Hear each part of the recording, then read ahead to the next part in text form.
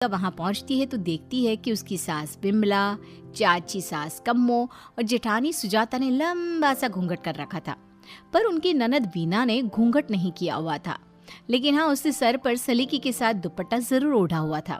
सागर अपनी पत्नी को सबसे मिलवा रहा होता है, तभी सागर के पिता जोगिंदर बोलते हैं, सागर, तूने बहू को इस घर के तौर तरीके नहीं समझा। हमारे घर की औरतें बिना घूंघट के किसी पर आए मर्द के सामने नहीं आती, और तू इसे ऐसे ही ले आया।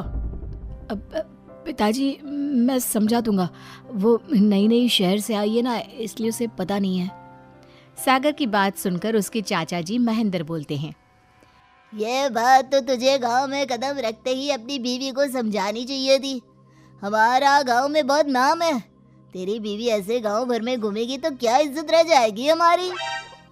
ये बोलकर जोगिंदर और महेंद्र वहां से चले जाते हैं। शाम को घर की सारी औरतें खाने की तैयारी करती है। खाना तैयार हो जाता है, लेकिन घर की कोई भी औरत खाना नहीं खाती। बहुत रात हो जाती है, तब देविका कहती है, सासू माँ, खाना बने हुए तो देर हो गई, रात भी बहुत हो गई है, हम लोग खाना क्यों नहीं खा रहे हैं? अरे बहू, ये क्या बोल रही हो? हमारे यहाँ घर की औरतें तब तक खाना नहीं खाती जब तक घर के मर्द खाना ना खा ले। लेकिन इतनी देर हो गई, आप सबको भूख नहीं लग रही क्या? तभी देविका की जेठानी सुजाता कहती है, लग तो रही है, लेकिन यहाँ की यही रीत है, ये निभानी तो पड़ेगी ना। भाभी जी, ये रीत नहीं है, औरतों को प्रताड़ित करने का एक तरीका है। अगर इस घर के आदमी पूरी रात नहीं आए तो पूरी रात खाना नहीं खाओगी क्या? देविका ये बोलकर सीधा सागर के पास जाती है। सागर उसे समझाता है, देविका, यहाँ ऐसा ही होता है, तुम थोड़ा सब्र कर लो, पिताजी और चाचा जी आते ही होंगे, फिर हम सब खाना खाएंगे। सागर देविका को समझा ही रहा था, तभी देविका की ननद वीना आकर कहती है, सागर, खाना खाने आ जाओ, पिताजी और चाचा जी आ गए हैं। चलो देविका, तुम्हारा इंतजार खत्म हुआ। सागर खाने के लिए बैठ जाता है। जब सब खाना खाने बैठते हैं तो देविका भी बैठ जाती है। सागर धीरे से उसे कहता है, अरे देविका, ये क्या कर रही हो?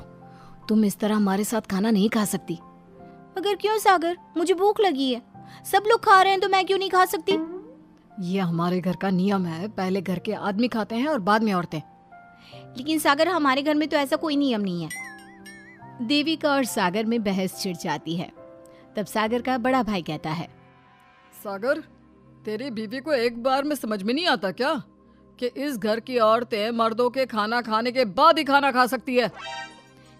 भैया, मैं देविका को यही समझा रहा था। मुझे तो लग रहा है कि इसके दिमाग में कोई बात ही नहीं बैठती एक बार में। भैया, मेरे दिमाग में बात तब बैठेगी ना जब आपकी बात कोई ढंग की होगी। अरे आखिर क्यों घर की औरतों को आप लोगों की बात खाना मिलेगा? हाँ, अब से पहले घर की किसी औरत ने घर की किसी मर्द से इस लहजे में बात नहीं की थी, इसलिए वो सब देविका की बात सुनकर हैरान रह गए। तभी सागर की जीजा और वीना के पति कल्याण जी कहते हैं, ये क्या है सागर, इस घर की दीवारों को औरतों की इतनी ऊंची आवाज सुनने की आदत नहीं है। अपनी बीवी को बोल जरा होश से काम ले और चुपचाप चली जाए। क्यों चली जाऊं मैं चुपचाप? इस घर की औरतें आपकी हर बात बर्दाश्त कर लेंगी, लेकिन मैं शहर की पढ़ी लिखी लड़की हूँ। आपके कोई भी फालतू के रीति रिवाज मैं नहीं बर्दाश्त करने वाली। इस तरह देविका ने सारे घर की औरतों के लिए मिसाल पैदा कर दी। जोगिंदर के घर में पहली बार किसी महिला ने विरोध का स्वर उठाया है। ये बात घर के किसी मर्द को बर्दाश्त नहीं हो रही है।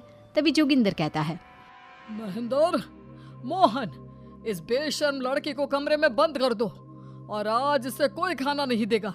अगर किसी ने इसे खाना दिया तो मैं उसे जिंदा नहीं छोड़ूंगा।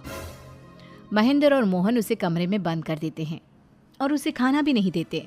रात के 3 बज जाते हैं। भूख की वजह से देविका को नींद भी नहीं आती। तभी उसे कुछ महसूस होता है। ऐसा लग रहा है कोई दरवाज़ा खोल रहा है, लेकिन इतनी रात को कौन हो सकता है? कहीं सागर तो नहीं? देविका उम्मीद भरी नजरों से दरवाजे की तरफ देखती है, लेकिन दरवाजा खोलने वाला सागर नहीं बल्कि विमला और कम्मो है। माँ जी, चाची जी, आप दोनों?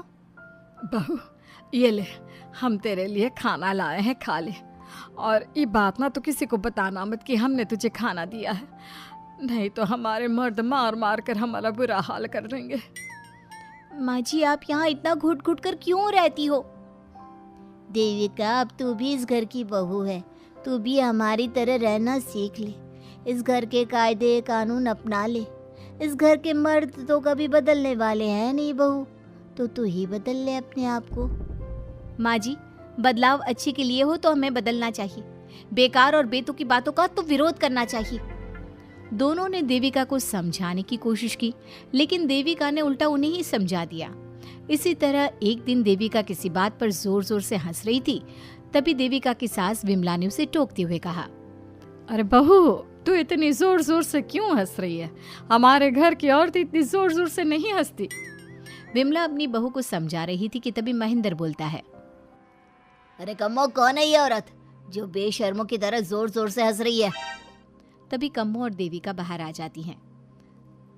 जी जी जी वो मैं हंस रही थी चाचा जी, अब आप लोग हंसने पर भी पाबंदी लगाओगे क्या? तुम जैसी बदतमीज लड़कियों से मैं बात नहीं करना चाहता, लेकिन कान खोलकर सुन लो, इस घर की औरतें इतना जोर जोर से नहीं हंसती।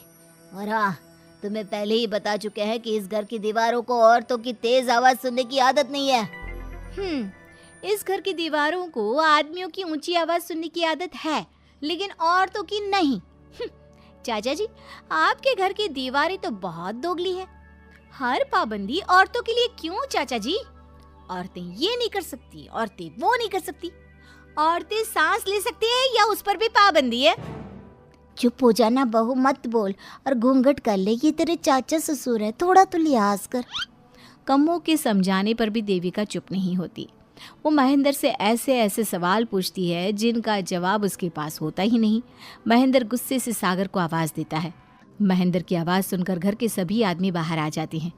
जी जी चाचा जी, आपने बुलाया? अपनी मुंह जोर बीवी को यहाँ से ले जाने तो कुछ अनर्थ हो जाएगा। क्या हुआ चाचा जी? तेरी बीवी जिस तरह से मुझसे बात कर रही है, छोटे बड़े की तमीज नहीं है इसे। कम से कम 7 दिन तक ये कमरे से बाहर नहीं निकलनी चाहिए। अगर इसे मैंने कमरे से बाहर देख लिया तो किसी की खैर नहीं, समझे? पर मैंने कुछ गलत नहीं बोला, सागर जो सच है मैंने वही कहा है। देविका, चलो मेरे साथ। लेकिन सागर, मेरी बात तो सुनो। सागर देविका को वहां से ले जाता है। इसी तरह से कई दिन बीत गए। अब देविका अपने ससुराल में हर गलत बात का विरोध करने लगी, लेकिन जितना ज्यादा वो विरोध करती, उसके ससुराल वाले उस पर उतना ही ज्यादा अत्याचार करते। अब देखना यह है कि देविका अपने ससुराल वालों के अत्याचार को यूं ही सहती रहेगी। क्या उसके ससुराल